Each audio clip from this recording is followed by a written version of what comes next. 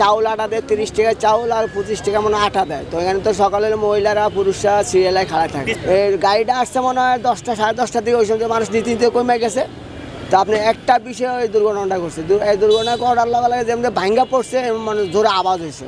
তো দৌড়াই গেলাম, যাই একটা মহিলারা বার করলাম, উনি হাড্ডি পায়ের হাড্ডিটা বাইরে গেছে গা, উনি নগদে ডেড ওভার হয়ে গেছে, আমি বুঝতে পারছি উনি নগদে মারা গেছে। ওনারে 4-5 জনে মিলে উঠেতে আমার কষ্ট হয়ে গেছে, ইট ধাক্কা।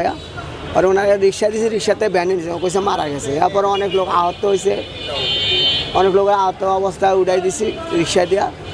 একটা 25 বা 20 এই দুর্ঘটনাটা ঘটছে। যদি আরও লোক থাকতো আপনার 10টা 11 12টার দিকে আর অনেক লোক আহত হতো। এমনি ধারণা কোনো 5-6 জনের উপরে 7-8 জনের উপরে আহত হইব, 2 জন মনে হয় ডেড ওভার হয়েছে।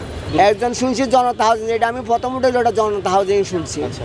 আরেকটা এখানে হয়েছে আপনার দারোয়ান, ওর পা কাটবো বেলে ওর পা হয়ে গেছে গা, পুরুষ। আর ওয়ালটা তো আপনার ওই রটমট কিছুই দেন, এমনি খাড়া করা জালিবের মতো। ওয়াল কি আগে থেকে ভাঙা ছিল নাকি? না, ভাঙা ছিল না, ওয়াল টেম্বার ছিল না, এমন রড দেয় না, কিছু দেয় না। একটা ওয়াল 8 ফিট 9 ফিট লম্বা, কোনো রড নাই কিছু, ওটা তো ভাঙা পড়বে যে কোনো টাইম। যারা আহত হয়ে গেল আমাদের পিছনে যাওয়ার সুযোগ নেই, কিন্তু আর যাতে না হয়। আমাদের সন্তান এখানে পড়াশোনা করে, আমাদের সন্তানের জীবন এখন ঝুঁকির সম্মুখীন। অবিলম্বে এর সমীক্ষা হওয়া দরকার। এই আরও যেটুকু দেয়াল অবশিষ্ট রয়েছে, যে বিল্ডিংটি জরাজীর্ণ একটি বিল্ডিং এখানে আছে, এখানে কি এই শিক্ষা কার্যক্রম চলা নিরাপদ কিনা সেটাও এখন তদন্ত হওয়া দরকার। আমি অবিলম্বে এখন জেলা প্রশাসক, আমাদের সিটি কর্পোরেশন প্রশাসক, পুলিশ কর্তৃপক্ষ এবং কলেজ কর্তৃপক্ষের সাথে ফোনে কথা বলছি। লিখিত আমি চিঠি দেবো যেন অবিলম্বে এইগুলো যাচাই বাছাই করে তারপর শিক্ষা কার্যক্রম চলুক।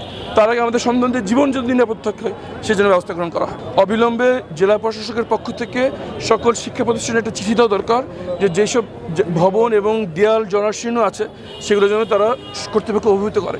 এবং আমি ঢাকা 14 আসনের জনগণের সেবক হিসেবে আমি সবাইকে আহ্বান জানাবো, আপনাদের নজরে যদি কোথাও আসে কোনো ভবন, কোনো দেয়াল জরাজীর্ণ অবস্থায় আছে, যে কোনো সময় ঝুঁকিপূর্ণ, যে কোনো সময় ভেঙে পড়তে পারে, আমাকে অনতিবিলম্বে আমাকে জানান, আমার ফেসবুক পেজে জানান, আমাকে চিঠি দিয়ে জানান।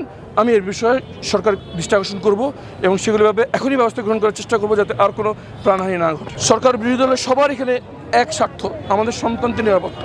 সুতরাং এখানে দলীয় ভিত্তিতে না করে সর্বদলীয় এবং স্বচ্ছতার সাথে মিডিয়ার সম্মুখে যেন এই তদন্তটা করা হয়।